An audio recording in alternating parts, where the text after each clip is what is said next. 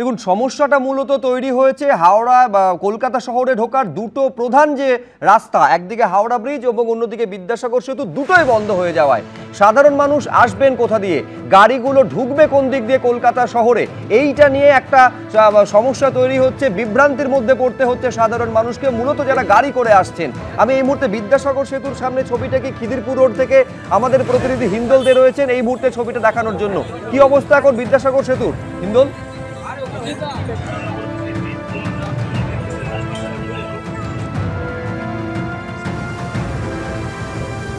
কোনো কারণে যোগাযোগের সমস্যা হচ্ছে, আমি আরেকবার যোগাযোগ করার চেষ্টা করব দ্বিতীয় হুগলি সেতু বা বিদ্যাসাগর সেতুর সামনের ছবিটা দেখানোর জন্য। কিন্তু যে সমস্ত রাস্তা, যে 5টা রুট দিয়ে নবান্নে আসা যায়, প্রত্যেকটা জায়গায় পুলিশের এরকম একটা বজ্র আঁটুনি লক্ষ্য করা যাচ্ছে।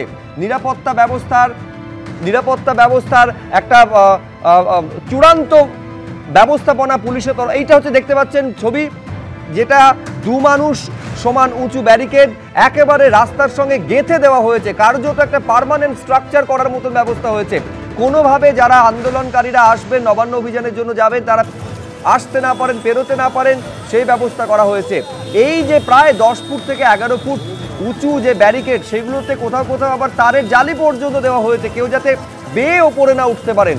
অর্থাৎ পুলিশের ব্যবস্থাপনা শহর জুড়ে বিভিন্ন জায়গায় যে সমস্ত এন্ট্রি পয়েন্ট রয়েছে নবান্নে আসার জন্য, সব জায়গাতে এই তৎপরতা পুলিশের লক্ষ্য করা যাচ্ছে।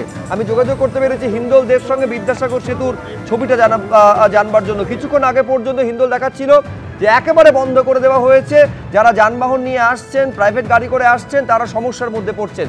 কি ছবি এখন হিন্দল?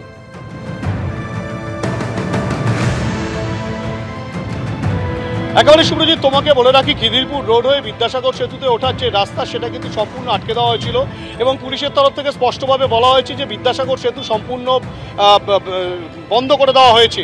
এবং যে চিত্র দেখা যায় যে মানুষজন এসে তারা আটকা পড়ে যান, কেননা হাওড়া ব্রিজ যেহেতু বন্ধ করে দেওয়া হয়েছে, সেক্ষেত্রে কিন্তু মানুষজনের মধ্যে ক্ষোভ সৃষ্টি হয়, পুলিশের সঙ্গে বাকবিতণ্ডা, এবং এক প্রকার পুলিশকে কার্যত খানিকটা পিছু হটে কিছু গাড়িকে অ্যালাউ করতে হয়।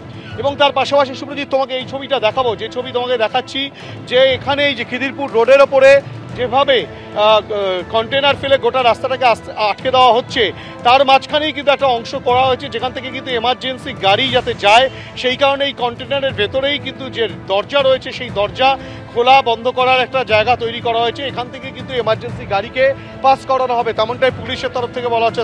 অ্যাম্বুলেন্স, বড় আকারের অ্যাম্বুলেন্স যেগুলো থাকবে, সেই সব যদি কোনো গাড়ি থাকে, সেক্ষেত্রে সেই জরুরি সব পরিষেবার যেসব গাড়ি, সেগুলোকে কিন্তু এখান থেকে পাস করানোর একটা যে প্রচেষ্টা, সেটা কিন্তু পুলিশের তরফ থেকে দেখা যাচ্ছে।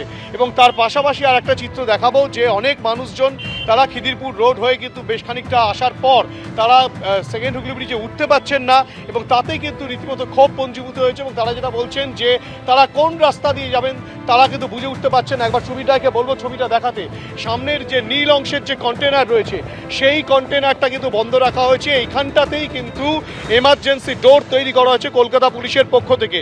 এখনো পর্যন্ত তুমি দেখতেই পাচ্ছ যে ক্রেনের মাধ্যমে একাধিক কন্টেনারকে রাস্তার মধ্যে ঠিক এভাবেই আড়াআড়িভাবে রাখা হচ্ছে, যাতে সম্পূর্ণ রাস্তাকে ব্লক করে দেওয়া যায়। কেননা গার্ডরেল দিয়ে বা যে অ্যালুমিনিয়ামের যে গার্ডরেল, সেগুলোকে দিয়ে যতটা এই যে নবান্নমুখী মানুষকে আটকানো যাবে, তার চেয়ে অনেক বেশি কিন্তু ভালো বন্দোবস্ত করা হচ্ছে, যে এই যে কন্টেনার, সেই কন্টেনার দিয়ে যদি সম্পূর্ণটা আটকে দেওয়া যায়, তাহলে কিন্তু কেউ যাতায়াত করতে পারবে না বা নবান্নমুখী হতে পারবে না।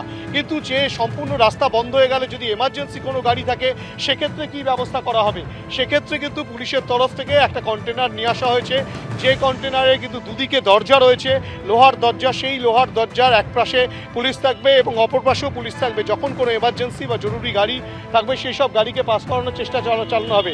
পুলিশের উচ্চপদস্থ কর্তারা সেখানে রয়েছেন, যেটা দেখা যাচ্ছে যে পুলিশের উচ্চপদস্থ কর্তারা সেখানটায় কিন্তু গোটা বিষয়টি সরেজমিনে খতিয়ে দেখছেন, এবং গোটা পরিস্থিতিতে যাতে জরুরি গাড়ি সঠিকভাবে যাতায়াত করতে পারে, সমস্ত বিষয়টাই কিন্তু পুলিশের তরফ থেকে ব্যবস্থা করে রাখা হচ্ছে। ধন্যবাদ হিন্দল।